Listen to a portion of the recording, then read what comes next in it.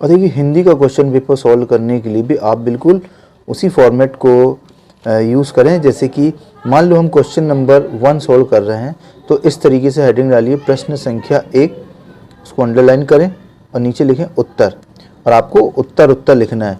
मान लीजिए आपका क्वेश्चन नंबर 1 है सही विकल्प का चयन कीजिए, है ना। तो मान लो पहले का उत्तर है बा, दूसरे का है आ, तीसरे का आ, चौथे का आ और पांचवे का दा। तो देखिए उसको इस तरीके से लिखें, पहले का बा और फिर ये करेक्ट आंसर, दूसरे का आ फिर करेक्ट आंसर। इस तरीके से ऑब्जेक्टिव टाइप को सॉल्व करें और जब ये पूरा हो जाए तो इस लास्ट में ऐसे क्लोज कर दें। और अब देखिए क्वेश्चन नंबर 2 में भी प्रश्न संख्या 2 डालें, नीचे उत्तर, और आपको उत्तर देना है। इसमें देखिए आपको खाली स्थान भरना है, तो सिर्फ आंसर लिखें आप, ठीक है। प्रश्न संख्या 3, इसमें सत्य है, तो आपको भी इसमें सिर्फ करेक्ट आंसर लिखना है कि क्वेश्चन नंबर 1 सत्य है, दूसरा सत्य है, तीसरा असत्य है, और कंप्लीट होने पर ये क्लोज कर दें। और ध्यान रहे हेडिंग आपको बिल्कुल सेंटर में डालनी है, ब्लैक इंक का यूज़ करना है। अब देखिए प्रश्न संख्या 4, ऐसे हेडिंग डाले हमने, और उसके बाद देखिए सही जोड़ी बनाना है। तो सही जोड़ी बनाने के लिए आपको कुछ बच्चे क्या करते हैं, पहले का आ, दूसरे का बा, तीसरे का सा, इस टाइप से करते हैं। तो ऐसा नहीं करना है, आपको जो करेक्ट आंसर है उसके बगल में, उसके बाजू से लिखना है कि विनय के पद इसका जो करेक्ट आंसर है तुलसीदास, सरस्वती पत्रिका इसका आंसर है महावीर प्रसाद। तो इस तरीके से करेक्ट आंसर उसके बाजू में लिखना है और सही जोड़ी बनाना है, और फिर लास्ट में क्लोज कर दें, ठीक है। और अब प्रश्न संख्या 5, देखिए प्रश्न संख्या 5 में आपको एक शब्द में उत्तर देना है, ओके। तो आपको एक शब्द में उत्तर देना, जो उसका करेक्ट आंसर होगा उसको ब्लैक इंक का यूज करना है, और उसको अंडरलाइन आप कर सकते हैं। देखिए इस तरीके से 1 वर्ड में आंसर देना है। क्वेश्चन नंबर 6 में आपको एक वाक्य में उत्तर देना है, तो इस तरीके से आप प्रश्न संख्या डालें।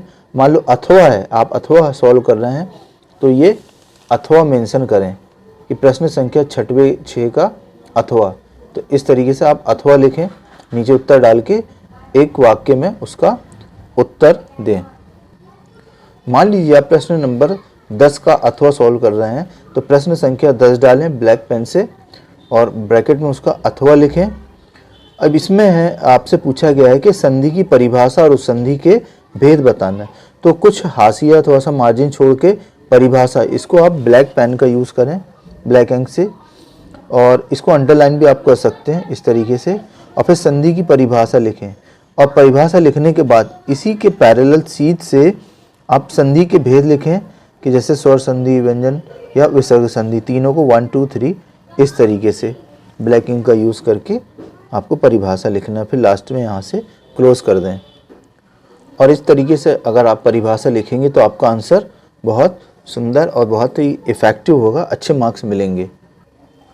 चलिए अब देखते हैं क्वेश्चन नंबर 24। क्वेश्चन नंबर 24 में देना है आपको कि पद्यांश की संदर्भ प्रसंग सहित व्याख्या कीजिए।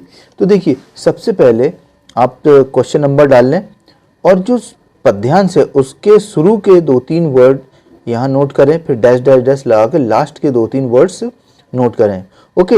अब संदर्भ लिखने के लिए थोड़ा सा हाशिया छोड़कर ब्लैक इंक का यूज़ करके संदर्भ लिखें, और जो पाठ का नाम है या कविता का नाम है और जो कवि है उसके, इसको आप ब्लैक पेन से मेंशन करें।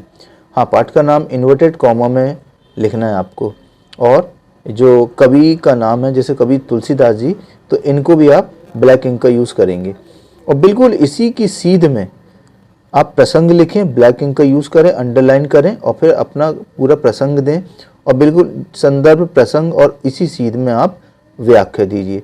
व्याख्या के लिए भी आप ब्लैक पेन का यूज़ करें और हल्का सा डैश लगाएं, ओके, और फिर पूरी व्याख्या दीजिए। व्याख्या के बाद आपको मान लो उस प्रसंग में कुछ खास बात है, कुछ विशेष है, तो उस विशेष को आप ब्लैक पेन से, जैसे काव्य सौंदर्य, इसमें विशेष है कि कौन से अलंकार का यूज़ किया गया है, ओके, कौन सी भाषा का प्रयोग किया गया है, तो इसको इस तरीके से आप काव्य सौंदर्य जैसे मैंने लिखा है, आप यहाँ पे पॉइंट बना के ब्लैक इंक का यूज़ करके नोट कर सकते हैं और लास्ट में इसको क्लोज कर दें। ओके, तो इस तरीके से संदर्भ प्रसंग सहित व्याख्या हो जाएगी। चलिए अब देखते हैं क्वेश्चन नंबर 25। देखिए क्वेश्चन नंबर 25 में आपको इस गद्यांश को पढ़कर आंसर देना है कि इसका पहले आपको शीर्षक बताना है और उसका सारांश लिखना है। तो देखिए इसमें भी आप क्वेश्चन नंबर 25 प्रश्न संख्या 25 हेडिंग डाल लें, नीचे उत्तर लिखें और इस जो गद्यांश का आपके शुरू के कुछ 3 वर्ड्स ले लें और लास्ट के 3 वर्ड्स इस तरीके से आप कर लें। और फिर शीर्षक के लिए आप ब्लैक इंक का यूज़ करें और डैश लगा के शीर्षक लिखें, लेकिन ध्यान है इसको इन्वर्टेड कॉमा में आप टाइटल देना, शीर्षक लिखना। ओके, फिर उसके नीचे उसका सारांश के लिए भी आप ब्लैक इंक का यूज़ करें और उसको अंडरलाइन करें, डैश लगा के फिर पूरा इसका सारांश लिखें, लास्ट में क्लोज कर दें। और अब देखिए क्वेश्चन नंबर 27 में आपको स्थानांतरण प्रमाण पत्र हेतु आपको प्रिंसिपल को आवेदन पत्र लिखना है। तो इसकी आप ब्लैक पेन से हेडिंग डाल लें, स्थानांतरण प्रमाण पत्र हेतु आवेदन पत्र, और फिर जहाँ से आपने हाशिया खींचा है वहीं से आप सेवा में लिखें। सेवा में के बाद कॉमा लगाना है। देखिए इंग्लिश में टू के बाद कॉमा नहीं लगता, जबकि हिंदी में सेवा में के बाद आपको कॉमा लगाना है। और जहाँ पे कॉमा फिनिश हो रहा है यहीं से आप फिर अपने स्कूल का नाम कि श्रीमान प्राचार्य महोदय, फिर comma little nursery high school Hanumantal Jabalpur, इस तरीके से आपको स्कूल का नाम और एड्रेस मेंशन करना है। और इसी की सीध से आपको सब्जेक्ट यानी विषय देना है, जो कि आप ब्लैक पेन से देंगे और इसको आप अंडरलाइन भी कर सकते हैं और ऐसे डैश लगा के फिर स्थानांतरण प्रमाण पत्र हेतु आवेदन पत्र, ठीक है।